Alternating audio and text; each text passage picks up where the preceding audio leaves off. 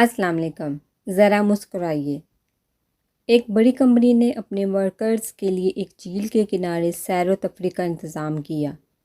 یہ جھیل مگرمچھوں سے بڑی ہوئی تھی۔ کمپنی نے بطور تفریح ورکرز سے کہا جو صحیح سالم اس جھیل کو پار کر لے گا اسے $10 لاکھ انعام ملے گا، اور اگر اسے مگرمچھ نے نگل لیا تو اس کے ورثاء کو $10 لاکھ ملیں گے۔ ورکرز میں سے کسی کی ہمت نہیں ہوئی، لیکن اچانک ان میں سے ایک شخص نے جھیل میں چھلانگ لگائی اور ہانپتے کانپتے بحفاظت پار کر لیا۔ اس مقابلے میں کامیاب ہو کر وہ آدمی اپنے گاؤں کا کروڑ پتی بن گیا، لیکن اس نے معلوم کرنا چاہا کہ آخر کس نے اس سے دھکا دیا تھا۔ بالآخر اسے معلوم ہوا کہ وہ اس کی بیوی تھی جس نے اسے پیچھے سے دھکا دیا تھا۔